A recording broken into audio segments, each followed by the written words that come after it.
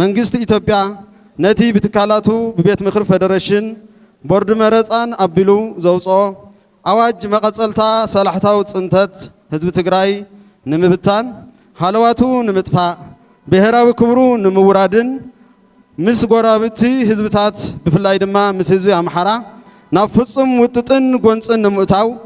ዝተዓለመ ናይ ሽርሒ መፃወድያ ንምቁዋምን ድምፅና ንማሕበረሰብ ዓለም ንምስማዕን ስለ ዝመጻኹም ብሽም ህዝብን ምምሕዳርን ከተማ መቐለ ሞሳ ይብጻሕኩም። ክቡራንን ክቡራትን እዚ ሰልፊ ከምቲ ካልኦት ዝስለፍዎ ንኻልኦት ንምጉዕፃፅ ዘይኮነስ ዋጋ ሰላም ዘበርኽ ሓድነት ደቂ ትግራይ ዘጠናኽር ተጋሩ ኣብ ብሔራዊ ረብሓና ኣብ ሓደ ንረበሉ ብሓፈሻ መሬት ዓድቦና ከይቆራረስ ግዝኣታዊ ሓድነትና ናብ ቦትኡ ንክምለስ ብሔራዊ ህልውናና ንምሓስ ዝግበር ፃውዕት እዩ። ዝኸበርካ ህዝቢ ከተማ መቐለ ዝኸበርካ ህዝቢ ትግራይ ህዝባዊ መኸተኻ ብምጥንኻር ክስኮንን ንዝመፁ ኩሎም ሽርሕታት ከም ተምኩኖም ደቅኻ ንጻት ኣይንጠራጠርን ኮይኑ ግና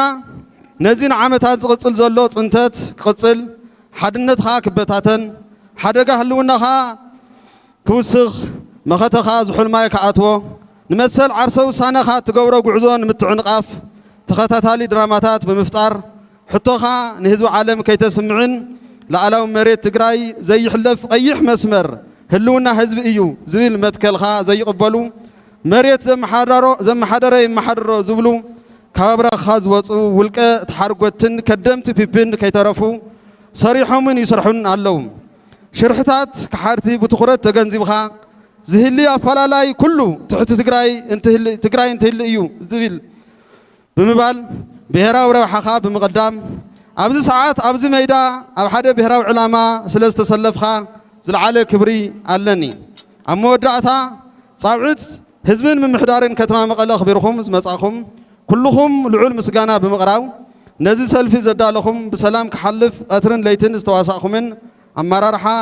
ህዝባዊ ፖሊስ ህዝባዊ ምልሻን ሓይልታት ፀጥታን ናብ እዝኒ ዓለም ክበፅሕ ኣብ ስራሕ ዘለኹም ሰብ ሞያ ሚድያን ካልኦት ኣስተዋፅኦ ዘበርከትኩምን ብሽም ምምሕዳር ከተማ መቐለ ከመስግን ይደሊ። ብሔራዊ ሓድነትና ንህልውናና ዘለዓለማዊ ክብርን ሞገስን ንስዋዕትና ትግራይ ትስዕር።